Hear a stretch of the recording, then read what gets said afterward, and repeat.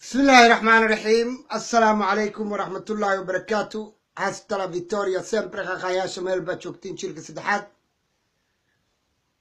وحانو لنا هاي إنا لله وإنا إليه راجعون ولا حول ولا قوة إلا بالله العلي العظيم. إذا أصابتهم مصيبة للرسولك إنا لله وإنا إليه راجعون له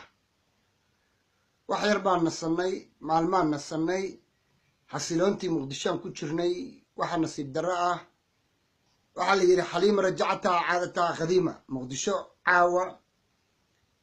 afartii kadib waxaa ka dhacay qarax downtownka qarax yar oo weyn la maqlayay oo ilaa hodan ilaa meelba laga maqlayay welina lama soo cadeen dhibaatada intay la eg tahay iyo wixii dad ku dhintay iyo wixii gaaray iyo wixii dhaawac laakiin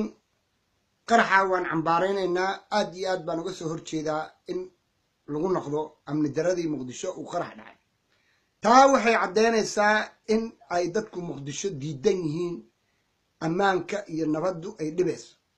taa waxay caddeynaysaa in qaraxyadu al-shabaab kaliya ahayn ay dadku reer muqdisho iyaga laftirkooda ee diidaya inay hubka dhigaan ay ka dambeeyaan qaraxyada maanta soo cusboonaysiibay maxaa dhacay maalin walba hodheel baa lagu shirayaa mudulood baa shirayo dagaal baa la afuufayaa meediyada laga qeylinayaa daari calisow iyo waxaasi waxay yihiin male kaabi jadal iyo carabi waxay yihiin male laakiin shacabka muqdisho maantu dantiina weeye hawsha ay dowladda wado in hub la dhigo haddii hubka la aruuriyo nabad la helo waxaa bilaabanayso in qofka uu si xor u shaqaysto waxaa bilaabanayso horumar waxaa bilaabanayso in ay ummaddu amuuraheedu raadsato ay danaheeda ogaato ay cibaadaysato ay bil ramadaan waa bil khayr waaye ee dilka iyo dhaca iyo boobka uu yaraado haddii laakiin oon hubka la aruurin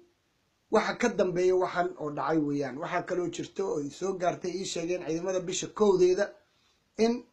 lagu tala jiro in meelihii goobihii aan ka soo hadlay in dib loo geliyo hubdhigid la suubinayo shaamil ah oo muqdisho oo dhan ah marka annaga waxaan soo dhaweynaynaa dagaalka lagula jiro dadka hubka sita waxaan soo dhaweynaynaa nin walbo hub sito magaalada dhex wareegaya hadduu askari yahay iyo hadduu yahay ilaalada qaaska ee tujaarta iyo wax walbo waxaan soo dhaweynaynaa in hubka laga dhigo ee ilaalada wadanka iyo dalka ay dowladdu centraalka mas-uul ka noqoto ee amniga muqdisho soo celiso waxaan aad iyo aad u cambaareynayaa mar kale qaraxii maanta ka dhacay muqdisho waxa weeye arrin aad u xun oo laga naxo haddiiba uu imanka iyadoo hub la aruurinayo qarax dhacayo qarax soo laabtay marka waxaan odhanaynaa shacabka soomaaliyeed ka fiirsada in xasileenta muqdisho ay tahay dantiina maanta dadka wadooyinka ku dhimanaya waa adinku dadka qaraxyada lala beegsanayo waa adinku nimankan siyaasiyiinta dowladda gawaari khafilin bay ku socdaan villa soomaaliya degan yihiin hodheelaa lagu ilaaliyaa waxa dhibaatada ay gaarayso waa qofka maskiinka ee shaaraca joogay shaaraca maray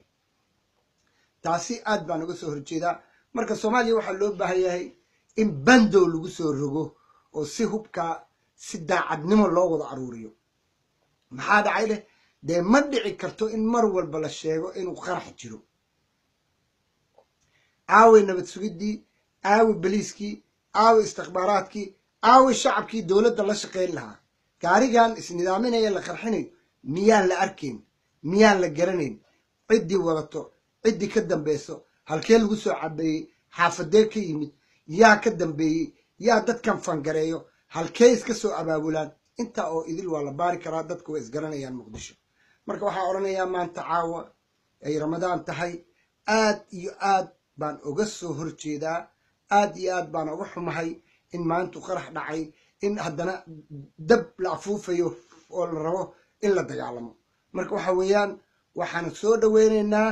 wasaaradda amniga ee maanta wasiirkeedu la afurayo la saxuuranayo askarta uu shaaraca dhex taagan yahay ra-iisul wasaarihii sidoo kale shaaraca taagan yahay dowladdoo idil iska xil saartay siday muqdisho hubka uga dhigi lahayd waa wax lagu farxo ninkii diidana waxaan odhanaynaa in tallaabo sharcile laga qabto weeyaan shacabka soomaaliya saa u dhan tihiin